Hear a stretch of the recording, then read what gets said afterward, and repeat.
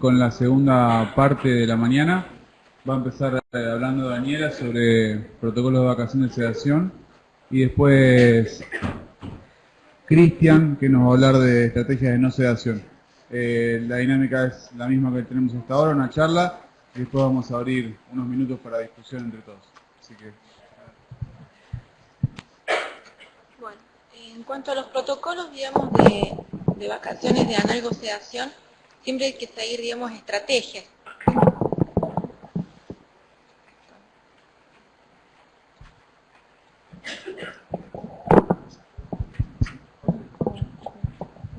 Ahí, hola. Bueno, debemos hablar sobre todo sobre estrategias. Digamos, estas estrategias van focalizadas a individualizar el manejo de la sedación, y esto es ajustar el nivel de sedación a un objetivo, como venimos marcando, minimizar la sobresedación y sus complicaciones, prevenir la acumulación tanto de analgésicos como sedantes. Digamos, para esto, digamos, hay distintos tipos de estrategias y metas, que son los protocolos de sedación dirigida por metas y la interrupción, digamos, diaria de la sedación. ¿Cuáles son los objetivos, digamos, de estos protocolos? Digamos, tener un nivel de sedación deseado que debe ser planteado antes de iniciar, digamos, la administración de los medicamentos, digamos, derivados todos de benzodiazepina, implementación de herramientas, digamos, en evaluación validada y protocolos basados, digamos, en sedación, facilitando el manejo. Para esto vimos todo lo que son las escalas, que cada paciente debe ser individualizado acorde a su situación clínica. No es lo mismo aquel paciente con hipertensión endocraniana que aquel paciente que entró solamente por, digamos, una insuficiencia cardíaca con un shock cardiogénico. La sedación profunda, reservada para determinados tipos de pacientes, y la mayoría de los pacientes en UTI se pueden manejar con niveles de sedación cooperativa, digamos, o solamente con analgesia. Y evaluar siempre la seguridad y la efectividad, digamos, que implica la disrupción, digamos, de la sedación y analgesia. Esto, digamos, nos lleva a tener una sedación óptima, que esto, digamos, es entrar en tres tipos de zonas. Una que es no, digamos, tratar de evitar la subsedación en aquellos pacientes que realmente, digamos, necesitan la sedación, lograr una zona de comodidad, digamos, y evitar la sobresedación cuando ya no la necesitan más. Esto nos lleva a tener un segundo objetivo, que es la comodidad del paciente desde su inicio, desde que atraviesa la puerta de terapia intensiva. Y para eso se utilizan varias estrategias. Estas estrategias van ligadas al control de la analgesia, a la óptima sedación, a la prevención y manejo, digamos, del delirium, y a la prevención de síndrome de abstinencia. Acá, digamos, es todo un capítulo, digamos, en cuanto a este síndrome de abstinencia, tanto de aquellos pacientes que, digamos, vienen habitualmente con un margen, digamos, de sedación bastante considerada de drogas, como aquellos, digamos, pacientes que tienen, digamos, una patología de base, ya sea, digamos, adictos a la cocaína o la marihuana, que tienen estos síndromes de abstinencia.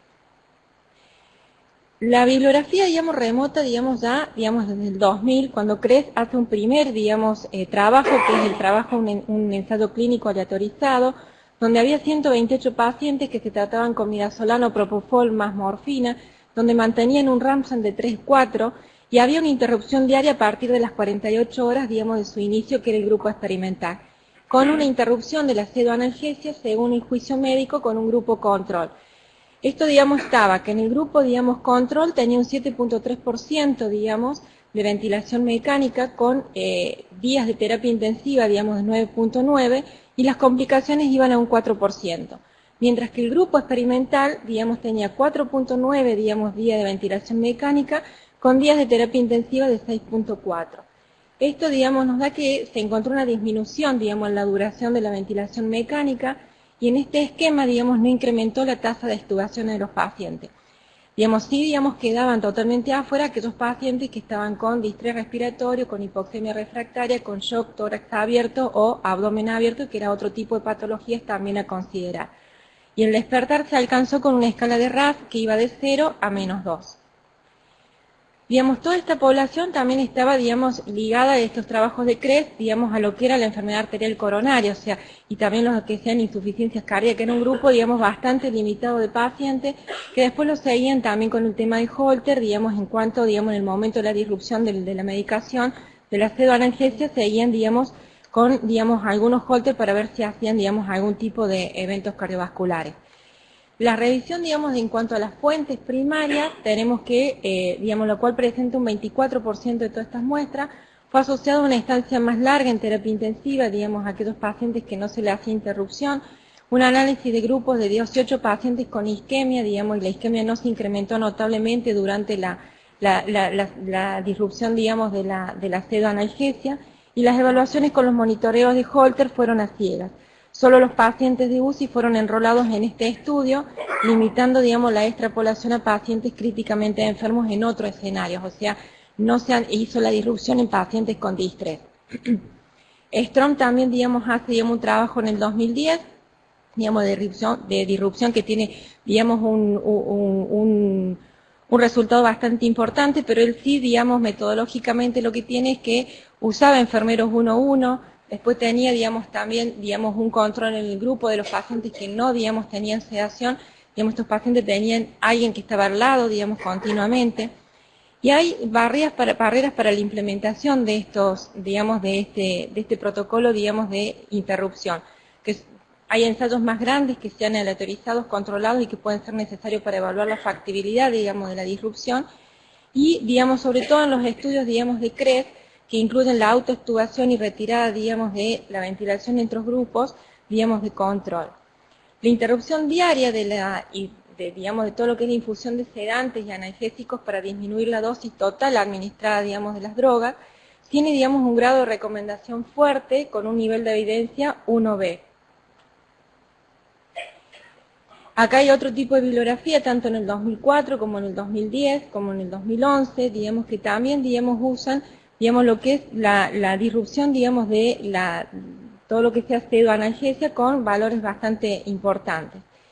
¿Qué se recomienda? Se recomienda la implementación de protocolos de sedación y analgesia que los realice habitualmente enfermería o en algunos grupos también los médicos, depende, digamos, quién, digamos, esté, digamos, más capacitado en el momento o mejor, más que capacitado, quién, digamos, pueda tener, digamos, la responsabilidad, digamos, de hacerlo diariamente. Y esto tiene un grado, digamos, de recomendación fuerte con un nivel de evidencia 1B. Se recomienda utilizar sedación consciente o cooperativa con bajas dosis tituladas, digamos, en infusión continua como propofol o dexmedetomidina, que también tiene un grado, digamos, recomendación fuerte con un nivel de evidencia 1B. Se recomienda que la interrupción diaria de la pseudoanalgesia y realizar pruebas de ventilación espontánea cuando la situación clínica del paciente lo permita, o sea, digamos, tiene un grado de recomendación fuerte y nivel de evidencia 1C. Hacer, digamos, el protocolo de vacaciones de pseudoanalgesia en pacientes con ventilación mecánica, digamos, sobre todo en aquellos pacientes que realmente, digamos, lo merezcan y no estar, digamos, con una infusión permanente, digamos, de sedación. Nosotros lo que hacemos, digamos, en nuestro servicio habitualmente es, primero realmente ver el objetivo si el paciente necesita, digamos, la sedación continua, ya sea benzodiazepinas o propofol. En este último tiempo estamos tratando de evitar, digamos, lo que son las benzodiazepinas y solamente, digamos, dejarla a aquellos pacientes que tienen, digamos, un antecedente, digamos, de drogadicción como cocaína.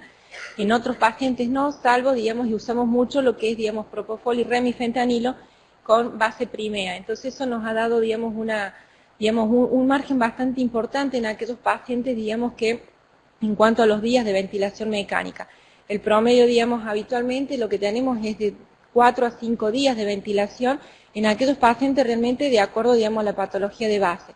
Pero el uso, digamos, de las benzodiazepinas prácticamente no las usamos y solamente, digamos, lo usamos propofol. Y hacemos, digamos, un protocolo, digamos, de interrupción, perdón, de la sedación en cuanto al propofol. Y lo que sí tratamos, digamos, de colocarlo, digamos, en un 75% menos de la dosis inicial, digamos, al principio. Hasta el momento tenemos, digamos, bastantes resultados y estamos tratando de hacer, digamos, un trabajo, digamos, en cuanto a esto, de comparar pacientes que no son, digamos, drogadependientes con pacientes que sí son drogadependientes y evitar, digamos, el uso considerable de benzodiazepina. ¿Alguna pregunta?